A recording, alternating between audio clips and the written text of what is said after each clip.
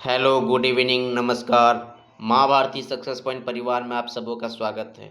10 फरवरी 2026 में पूछा गया क्वेश्चन ग्रुप डी का है। शिफ्ट 2 का ये क्वेश्चन है, जिसमें से पहला क्वेश्चन आया हुआ है साइंस में कि एक अवतल दर्पण का मुख्य फोकस वह बिंदु है जहाँ, अर्थात फोकस अवतल दर्पण में कौन सा बिंदु होता है, इसके बारे में उसका डेफिनेशन से कौन सही होगा ये बतलाना है। ऑप्शन ए है कि मुख्य अक्ष के समांतर किरणें परावर्तन के बाद अपसरित होती हुई प्रतीत होती है। तो अवतल दर्पण में और उत्तल दर्पण में क्या गुण है? अवतल दर्पण और उत्तल दर्पण का गुण है, उत्तल दर्पण मतलब अवतल दर्पण, ठीक है, अवतल दर्पण और उत्तल लेंस का गुण है कि किरणें जो होती है, प्रकाश की किरणें परावर्तन के बाद क्या होती है? अभिसरित होती है, अपसरित नहीं होता है, ठीक है। परावर्तन के बाद जब मुख्य अक्ष के समांतर जाएगा तो परावर्तन के बाद क्या होता है? अभिसरित होती है। जैसे इस लेंस में क्या होगा? लेंस में परावर्तन के बाद क्या होंगे? जो भी किरणें जाएंगे वो क्या होगा? वो अभिसरित होगा। तो इस प्रकार इस ऑप्शन का ऑप्शन ए गलत है। ऑप्शन बी है कि दर्पण के सतह मुख्य अक्ष को काटती है। दर्पण के सतह जो है मुख्य अक्ष को काटती है, ये भी गलत है। ऑप्शन सी है कि मुख्य अक्ष के समांतर किरणें परावर्तन के बाद अभिसरित होती है, ये सही है। ऑप्शन डी है कि वक्रता केंद्र सी से गुजरने वाली किरणें अभिसरित होती है। सी से गुजरने वाली किरणें अभिसरित होती है। तो इस प्रकार इस प्रश्न का सही आंसर ऑप्शन सी हो जाएगा कि मुख्य अक्ष के समांतर जो किरणें परावर्तन के बाद अभिसरित होती है वही हमारा फोकस बिंदु कहलाता है, ठीक है, फोकस कहलाता है, ठीक है, एफ कहलाता है। नेक्स्ट क्वेश्चन है कि बोर ने परमाणु मॉडल जो दिए थे उनके अनुसार इलेक्ट्रॉन नाभिक के चारों ओर किन कक्षाओं में चक्कर लगा सकते हैं, ये बतलाना है। ऑप्शन ए कि कोई भी मनमाना वृत्ताकार पथ पे। ऑप्शन बी है कि परिवर्तनीय ऊर्जा के दीर्घवृत्ताकार कक्षाएं पर। ऑप्शन सी है कि सर्पिल पथ जो लगातार ऊर्जा खोते रहते हैं उसके ऊपर। ऑप्शन डी है कि कुछ निश्चित वृत्ताकार पथ जिन्हें असतत कक्षाएं कहा जाता है। तो इस प्रश्न का सही आंसर क्या होगा? कुछ निश्चित वृत्ताकार जिसे असतत कक्षाएं कहा जाता है उसके ऊपर, ठीक है। नेक्स्ट क्वेश्चन है कि कोशिका द्रव्य का पाठ पूछा जा रहा है, केंद्रक द्रव्य का नहीं, ठीक है। कोशिका द्रव्य के संबंध में गलत कथन का चयन करना है। ऑप्शन ए दिया हुआ है कि कोशिका द्रव्य सुकेंद्री और प्रोकेंद्री दोनों कोशिकाओं में पाया जाता है, दैट इज प्रोकैरियोटिक और यूकैरियोटिक दोनों कोशिकाओं में पाया जाता है। ऑप्शन बी है कि कोशिका द्रव्य में कोशिका अंगक होते हैं, कई कोशिका अंगक होते हैं, ये बात भी सही है। ऑप्शन सी कि पादप कोशिका में कोशिका द्रव्य कोशिका भित्ति और प्लाज्मा झिल्ली के बीच पाया जाता है, ये नहीं होगा। कोशिका द्रव्य जो है वो कोशिका भित्ति और प्लाज्मा झिल्ली के बीच नहीं पाया जाता है। ऑप्शन डी है कि कोशिका द्रव्य प्लाज्मा झिल्ली के अंदर तरल भरा क्षेत्र है, सही है कि कोशिका द्रव्य जो होता है वो प्लाज्मा झिल्ली के अंदर तरल से भरा क्षेत्र है। तो इस प्रकार इसमें गलत कथन को चुनना तो इस प्रश्न का सही आंसर होगा ऑप्शन सी, ठीक है। नेक्स्ट क्वेश्चन है कि पौधे में लैंगिक प्रजनन का निम्नलिखित में से कौन सा लाभ है? पौधे में लैंगिक प्रजनन होने का, सेक्सुअल रिप्रोडक्शन होने का कौन सा लाभ है, ये बताना है। क्या फायदा होता है? ऑप्शन ए है कि इसमें हमेशा विभिन्न प्रजातियों के दो पौधों की आवश्यकता होती है, ऐसा नहीं है। ऑप्शन बी है कि यह आनुवांशिक विविधता वाले बीज पैदा करने में मदद करता है। ऑप्शन सी है कि यह निषेचन को होने से रोकता है। ऑप्शन डी है कि यह केवल जड़ प्रणालियों में होता है। तो देखिए, जब भी लैंगिक प्रजनन होगा तो उसकी विशेषता यही है कि क्या होती है कि आनुवांशिक विविधता होता है, ठीक है। जब लैंगिक प्रजनन के फलस्वरूप आनुवांशिक विविधता अधिक होती है। तो इस प्रकार इस प्रश्न का सही आंसर ऑप्शन बी होगा, चाहे वो पौधे में पूछता या जंतु में पूछता तब भी, ठीक है। लैंगिक प्रजनन इसका महत्व है कि आनुवंशिक विविधता अधिक होता है। नेक्स्ट क्वेश्चन है कि जब कोई हाइड्रोजन जलता है, जब कोई भी हाइड्रोकार्बन जलता है, सॉरी, जब कोई हाइड्रोकार्बन जलता है तो नीली गैर चमकीली लौ क्या दर्शाती है। सबसे पहले एक बार आप लोग ये बताइए कि एक बार ग्रुप डी के क्वेश्चन में ये भी आया हुआ था कि इस प्रकार से आता है कि इनमें से कौन हाइड्रोकार्बन नहीं है। तो जब भी इस प्रकार का क्वेश्चन आया हाइड्रोकार्बन अर्थात कार्बन और हाइड्रोजन का मिला हुआ कंपाउंड, ठीक है, कार्बन और हाइड्रोजन से मिलकर बना हुआ, ठीक है, यही होता है हाइड्रोकार्बन। तो इसमें पूछा गया कि इनमें से कौन है, जब कोई हाइड्रोकार्बन जलता है तो नीली गैर चमकीली लौ क्या दर्शाती है। जब भी नीला जलेगा और गैर चमकीली होगा, मतलब चमकेगा नहीं और नीला जलेगा, तो क्या होगा, उसका उच्च तापमान होगा, उच्च तापमान में नीला जलता है, ठीक है, और साथ ही पुनः दहन होगा जिसके कारण वो गैर चमकीली होगी अर्थात चमकेगा नहीं। तो इस प्रश्न का सही आंसर ऑप्शन ए होगा कि उच्च तापमान के साथ पुनः दहन होगा, ठीक है। नेक्स्ट क्वेश्चन है कि निम्नलिखित में से कौन सा कथन द्रव्यमान और जड़त्व के बीच संबंध को सही ढंग से दर्शाता है। द्रव्यमान और जड़त्व के बीच संबंध को सही ढंग से कौन दर्शाता है ये बतलाना है, ठीक है। द्रव्यमान जड़त्व से स्वतंत्र होता है, द्रव्यमान जड़त्व से स्वतंत्र होता है मतलब दोनों अलग अलग होते हैं, नहीं। ऑप्शन बी है कि द्रव्यमान जड़त्व के व्युत्क्रमणानुपाती होता है अर्थात द्रव्यमान बढ़ेगा तो जड़त्व कम हो जाएगा, नहीं। नेक्स्ट है कि द्रव्यमान जड़त्व के वर्ग के अनुक्रमानुपाती होते हैं, नहीं। द्रव्यमान जड़त्व के अनुक्रमानुपाती होते हैं, डायरेक्टली प्रोपोर्शनल होते हैं, सही। तो इस प्रश्न का सही आंसर है ऑप्शन डी कि जब द्रव्यमान बढ़ेगा तो जड़त्व भी क्या होगा, बढ़ जाएगा। तो इस प्रकार अनुक्रमानुपाती होता है, ऑप्शन डी इस प्रश्न का सही आंसर होगा। नेक्स्ट क्वेश्चन है कि पदार्थ की अवस्थाओं में परिवर्तन के संबंध में, पदार्थ की अवस्था में परिवर्तन के संबंध में निम्नलिखित में से कौन से कथन सही हैं ये बतलाना है कि पदार्थ की अवस्था में परिवर्तन एक भौतिक परिवर्तन है। ऑप्शन बी है कि पदार्थ की अवस्था में परिवर्तन एक अपरिवर्तनीय परिवर्तन है। तो देखिए पदार्थ की अवस्था में परिवर्तन जो होता है वो एक भौतिक परिवर्तन है, ठीक है।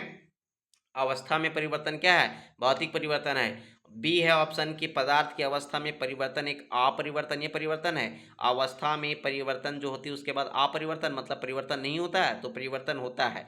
कैसे होता है, जैसे पानी से बर्फ बनना और बर्फ से मतलब कि बर्फ से पानी बनना और पानी से वाष्प बनना, और फिर क्या होता है कि बर्फ से पानी बनना, ठीक है, या तो फिर भाप से पानी बनना, ठीक है। तो क्या है ये परिवर्तनीय है। तो इस प्रकार क्या होगा, इनमें से कौन सा कथन सही है, तो इसमें से ऑप्शन ए सही है, ठीक है। ऑप्शन ए सही है, केवल ए सही हो जाएगा, ऑप्शन डी इस प्रश्न का सही आंसर होगा। नेक्स्ट क्वेश्चन है कि असंतृप्त हाइड्रोकार्बन आमतौर पर उत्पन्न करते हैं।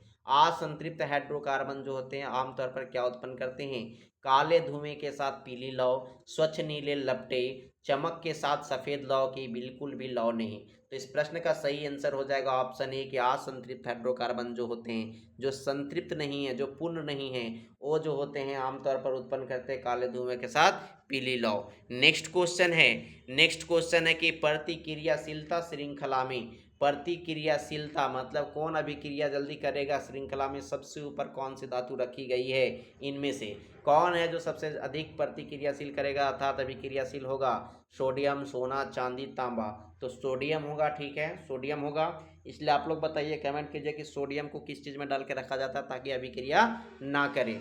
तो इसका सही आंसर क्या हो जाएगा, केरोसिन। नेक्स्ट क्वेश्चन है, और आप लोग ये भी बताइए कि सोडियम के अलावा और कौन सी धातु है, कौन सा कंपाउंड, कौन सा तत्व है जिसको जिसको केरोसिन में रखा जाता है, ठीक है। नेक्स्ट क्वेश्चन है कि जब किसी आरेख में चुंबकीय क्षेत्र रेखाओं को एक दूसरे के करीब खींचा जाता है, जब किसी आरेख में चुंबकीय क्षेत्र रेखाओं को एक दूसरे के करीब खींचा जाता है तो इसका क्या अर्थ होता है। चुंबकीय क्षेत्र उस क्षेत्र में अधिक प्रबल होता है, चुंबकीय क्षेत्र उस क्षेत्र में कमजोर होता है, कोई चुंबकीय क्षेत्र उपस्थित नहीं होता, चुंबकीय क्षेत्र की दिशा बदल गई है।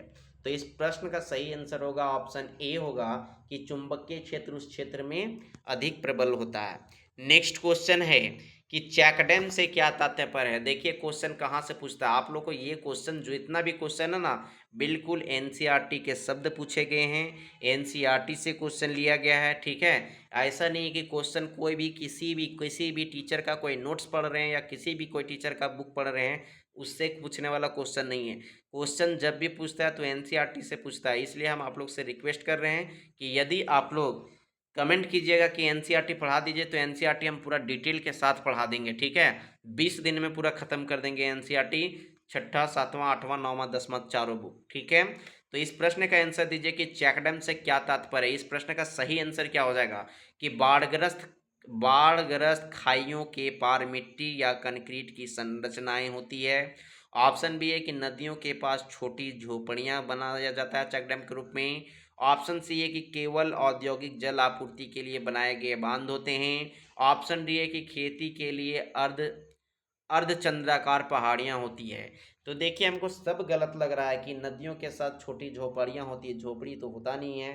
केवल औद्योगिक जल आपूर्ति के लिए बांध बनाया जाता है, ऐसा तो नहीं है। बांध बनाया जाता है पानी का मतलब कि बाढ़ के लिए भी, खेती के लिए भी, बाढ़ कम हो सके, बाढ़ नियंत्रण हो सके और खेती भी किया जा सके, बहुत सारे औद्योगिक भी लगाए जा सके, बहुत इसका अनेकों उपयोग हैं। तो इस प्रकार इस ये भी ऑप्शन गलत हो जाएगा। ऑप्शन डी है कि खेती के लिए अर्धचंद्राकार पहाड़ियां हैं, ऐसा ये भी तो नहीं है। ऑप्शन ए है कि बाढ़ग्रस्त खाइयों के पार मिट्टी या कंक्रीट की संरचनाएं, तो यही तो होता है, ठीक है। ऑप्शन ए सही हो जाएगा इस प्रश्न का। नेक्स्ट क्वेश्चन है कि अभिकथन कारण कथन के लिए सही विकल्प चुनना है, अर्थात अभिकथन दिया हुआ है और कारण भी दिया हुआ है कि किस लिए होता है, और इसमें सही कथन चुनना है कि कौन हो जाएगा। तो अभी कथन है कि सम्मेलन कक्षाओं की छतें, जहाँ पे सम्मेलन होती है वहाँ के कक्षों की छतें जो होती है घुमावदार बनाई जाती है। कारण है कि घुमावदार छतें जो होती है, जो घुमावदार जो छतें होती है, वे ध्वनि को हॉल में समान रूप से फैलने में मदद करती है। ऑप्शन ए कि अभी कथन सत्य है लेकिन कारण असत्य है। ऑप्शन बी है कि अभी कथन और कारण दोनों सत्य हैं। ऑप्शन सी है कि अभी कथन असत्य है और कारण सत्य है। ऑप्शन डी है कि अभिकथन और कारण दोनों सत्य हैं और कारण अभिकथन की सही व्याख्या है। तो देखिए इसमें क्या होता है कि जो स्टूडेंट जो है क्या करते हैं कि सिर्फ एक दो ऑप्शन को देखते हैं और सोचते हैं कि चलो आंसर मार देते हैं, आंसर तो मिल ही रहा है। तो इस प्रकार से ज़्यादातर लोग मतलब कुछ लोग जो हैं 20% 25% वाले लोग जो हैं वो क्या करेंगे कि अभिकथन और कथन दोनों सत्य है, अभिकथन और कारण दोनों असत्य है, ये दिया हुआ है ना। बोलता है कि अभिकथन और कारण दोनों सत्य है, यदि यहाँ पे रहता तो उन लोग मार देते, ठीक है। लेकिन यहाँ पे असत्य दिया हुआ है तो इसमें कोशिश करेंगे, लेकिन इसका सही आंसर क्या हो जाएगा। यदि यहाँ सत्य है लिखा हुआ रहता और यदि ऑप्शन डी में ये ऑप्शन डी में रहता तो सही आंसर ऑप्शन डी ही होगा, क्योंकि दोनों कारण सत्य हैं और कारण अभिकथन की सही व्याख्या करता है। नेक्स्ट क्वेश्चन है नेक्स्ट क्वेश्चन है कि कार्बन का कौन सा गुण उसे स्वयं और अन्य तत्वों के साथ बंध बनाकर बड़ी संख्या में यौगिक बनाने की अनुमति देता है। बिल्कुल जो ये क्वेश्चन है एकदम एनसीईआरटी का लाइन लिखा हुआ है, एनसीईआरटी का लाइन से ये क्वेश्चन उठाया हुआ है कि कार्बन का कौन सा गुण है। देखिए ये क्वेश्चन पूछा इसलिए कौन सा गुण लिख दिया है, लेकिन यहाँ पे डायरेक्ट लिखा हुआ था वहाँ पे कि कार्बन का ये गुण स्वयं और अन्य तत्वों के साथ बंध बनाकर बड़ी संख्या में यौगिक बनाने की अनुमति देते हैं। तो इस प्रश्न का सही आंसर क्या हो जाएगा। ऑप्शन ए श्रृंखलन, चतुसंयोजकता, ऑप्शन सी दहन, ऑप्शन डी समावयवता। तो इस प्रश्न का जो सही आंसर होगा ऑप्शन ए हो जाएगा श्रृंखलन, ठीक है। कार्बन जो है, कार्बन का श्रृंखलन गुण है जो स्वयं और अन्य तत्वों के साथ बंध बनाकर बड़ी संख्या में यौगिक बनाने की अनुमति देता है। नेक्स्ट क्वेश्चन है कि एक सोलेनोड में आई प्रवाहित होने के कारण, देखिए यहाँ पे एकदम आराम से क्वेश्चन कि एक सोलेनोड में आई धारा प्रवाहित होने के कारण चुंबकीय क्षेत्र बी है, ठीक है। इस सोलेनाइड के बोलता है आई धारा प्रवाहित होने के कारण जो चुंबकीय क्षेत्र वो बी है। बोलते हैं इस सोलेनाइड के कारण चुंबकीय क्षेत्र क्या होगा।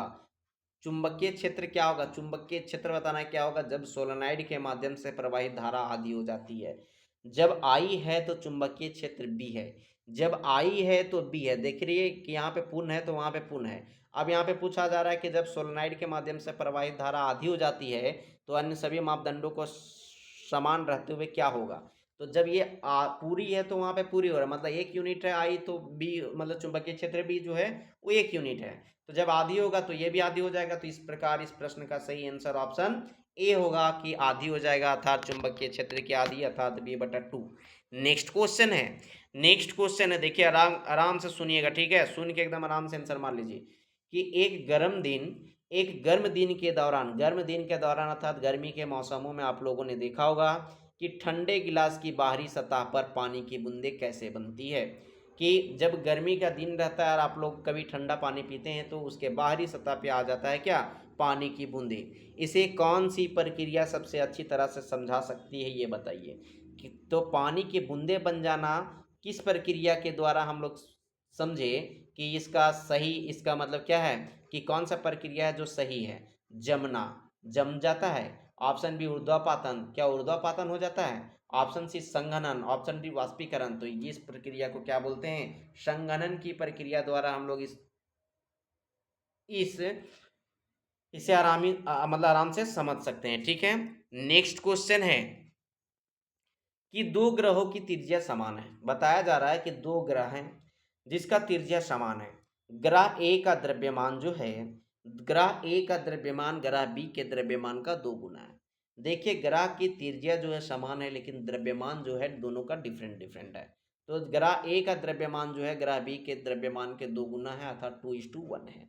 बोलता है ग्रह ए पर गुरुत्वाकर्षण के कारण ग्रह ए पर गुरुत्वाकर्षण के कारण त्वरण का ग्रह बी पर गुरुत्वाकर्षण के कारण त्वरण से क्या अनुपात है? तो इस प्रश्न का सही आंसर क्या हो जाएगा? 2:1 ही हो जाएगा, ऑप्शन डी ही होगा। नेक्स्ट क्वेश्चन है, नेक्स्ट क्वेश्चन है कि मानव पाचन तंत्र में कर्मा कुंचन की, मतलब कर्मा कुंचन या इसी को इंग्लिश में बोलते हैं पेरिस्टालिस्टिक, ठीक है, गतियों की क्या भूमिका है? तो कर्माना कुंचन विधि कहाँ पे है? कर्माना कुंचन विधि कहाँ पे है, फटाफट ये बताइए। ऑप्शन ए पाचक एंजाइमों का उत्पादन करने के रूप में, ऑप्शन बी पेट में प्रोटीन को पचाने में, ऑप्शन सी रक्त में पोषक तत्वों को अवशोषण करने में, ऑप्शन डी की भोजन को पाचन तंत्र के साथ आगे धकेलने में। तो यही ना होगा ऑप्शन डी, ऑप्शन डी हो जाएगा इस प्रश्न का सही आंसर कि भोजन को पाचन तंत्र के साथ आगे धकेलना में, ठीक है, आगे धकेलने में हो जाएगा। आगे धकेलने में कैसे होगा? क्योंकि आप लोग पढ़ेंगे कर्माना कुंचन विधि के द्वारा जो भोजन होती है ग्रास नली से नीचे जाती है, ठीक है। नेक्स्ट क्वेश्चन है, नेक्स्ट क्वेश्चन है कि फूल में कौन सा परिवर्तन यह संकेत देता है कि फूल में जब परिवर्तन होता है तो क्या संकेत देता है कि निषेचन हो सका है, निषेचन हो चुका है, कौन सा देता है? ऑप्शन ए कि पराग नली का विकास होता है, ऑप्शन बी कि नए पुंकेसर का निर्माण होता है, ऑप्शन सी है कि बीजांड बीज में और अंडाशय फल में परिपक्व होता है, ऑप्शन डी है कि पंखुड़ियां बड़ी और चमकीली हो जाती है। तो जब भी कोई फूल में आप परिवर्तन देखेंगे तब आप समझ जाएंगे कि इनका निषेचन हुआ। क्या? जब बीजांड जो होंगे वो बीज बन जाएंगे और अंडाशय जो होगा वो फल बन जाएगा, ठीक है, फल बनना चालू हो जाएगा अर्थात परिपक्व हो जाता है, तब हम लोग समझते हैं कि क्या हुआ है, निषेचन हो गया है। नेक्स्ट क्वेश्चन है, नेक्स्ट क्वेश्चन है कि एक कार का वेग जो है, देखिए क्वेश्चन बोला हुआ है कि एक कार का वेग और समय ग्राफ जो है एक्स एच के समांतर है, एक्स एच के समांतर बोला है, ठीक है, समानांतर है, जिसमें 40 किलोमीटर पर आवर पर एक सीधी रेखा है। देखिए जो एक्स एच के समांतर है, जो 40 किलोमीटर पर आवर की चाल से चल रही है। ग्राफ और समय ज्ञात के बीच, बोलता है ग्राफ और समय अक्ष के बीच t=0, समय =0 से समय =3 घंटे तक घिरा हुआ क्षेत्र क्या दर्शाएगा? मतलब शुरू से प्रारंभ होता है और 3 घंटे तक जाता है, एक्स एच के समांतर जाती है, ठीक है। बोलता है समय जो है वो क्या है, समय 0 से लेकर 3 घंटे तक गया, अर्थात 3 घंटा तक वो चल रहा है। तो इस कंडीशन में इस प्रश्न का सही आंसर क्या हो जाएगा कि 3 घंटे में कार का विस्थापन होगी, कार का त्वरण होगा, कि कार का अंतिम वेग होगा, कि कार की औसत गति होगा। तो कार का क्या होगा, 3 घंटे में कार का विस्थापन होगा। त्वरण क्यों नहीं होगा जी? त्वरण क्यों नहीं होगा, फटाफट बताइए। तो वेग में परिवर्तन की दर को त्वरण कहते हैं, तो ये नहीं होगा। अंतिम वेग होगा, अंतिम वेग तो नहीं होगा, ठीक है। कार की औसत गति तो हो गई नहीं, क्या है कि वो तो आराम से 40 किलोमीटर पर आवर की चाल से जा रही है और 3 घंटे तक गई है, तो कितना 120 किलोमीटर गया है, जो यही कहलाएगा क्या कि 3 घंटे में कार का विस्थापन। नेक्स्ट क्वेश्चन है, नेक्स्ट क्वेश्चन है कि 1947 में, देखिए क्वेश्चन कैसे दिया, 1974 में गढ़वाल हिमालय में हुआ चिपको आंदोलन किसका एक उदाहरण है।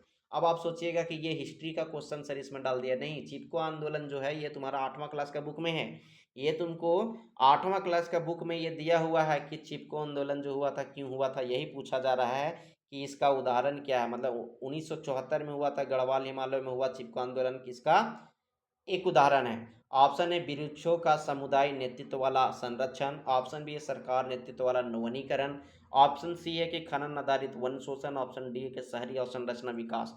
देखिए इसमें क्या आंसर हो जाएगा। बोल रहा है कि चिपको आंदोलन क्यों प्रारंभ हुआ था, क्यों हुआ था, क्या सरकार जो अपना नेतृत्व कर रही थी कि हमको वन लगाना था, वनीकरण करना, नहीं।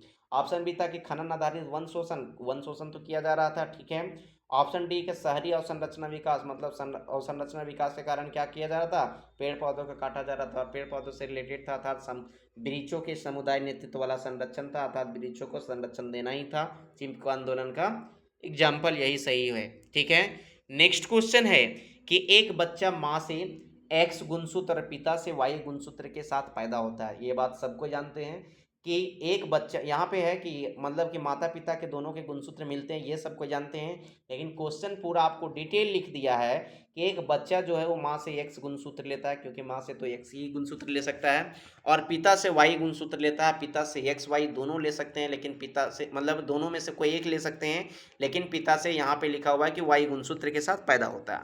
बोलता है कौन सा कथन इस गुणसूत्र संयोजन के परिणाम का सटीक वर्णन करता है, ये बताना कि आखिर इसके स्वरूप मतलब इसके परिणाम स्वरूप क्या होगा। जब एक्स और वाई गुणसूत्र मिल के एक बच्चा पैदा हुआ तो उसके परिणाम स्वरूप क्या होगा। वाई गुणसूत्र की उपस्थिति के कारण बच्चा नर के रूप में विकसित होगा।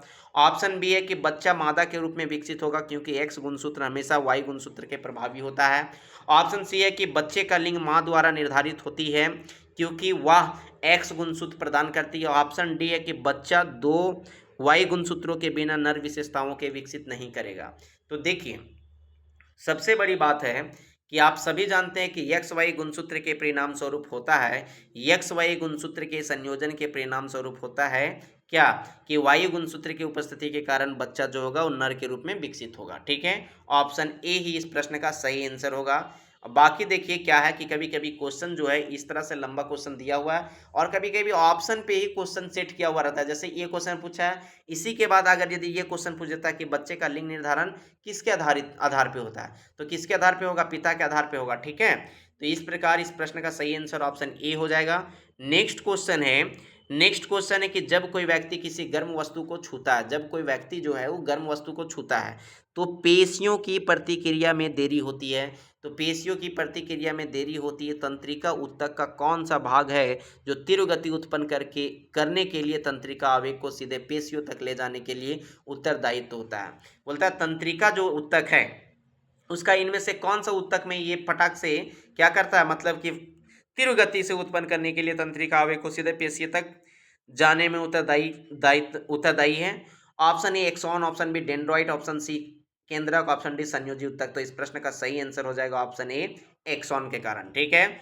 नेक्स्ट क्वेश्चन है कि कार्य के संबंध में निम्नलिखित में से कौन सा कथन गलत है। कार्य कार्य W is equal to F S, W is equal to F S cos theta, W is equal to M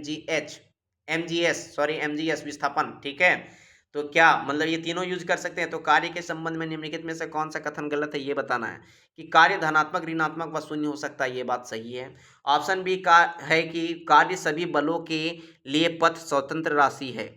option C है कि कार्य की इकाइयां ऊर्जा के समान होती है, बिल्कुल जूल जूल होता है, ठीक है, यूनिट।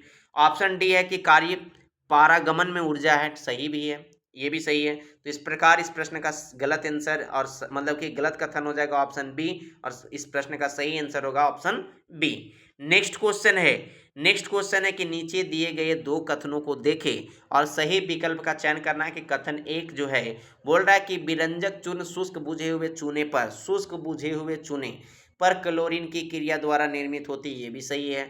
ऑप्शन बी है कि इसका रासायनिक सूत्र होता है CaO2 ठीक है। तो इस प्रश्न का सही आंसर क्या हो जाएगा, दोनों आंसर सही है।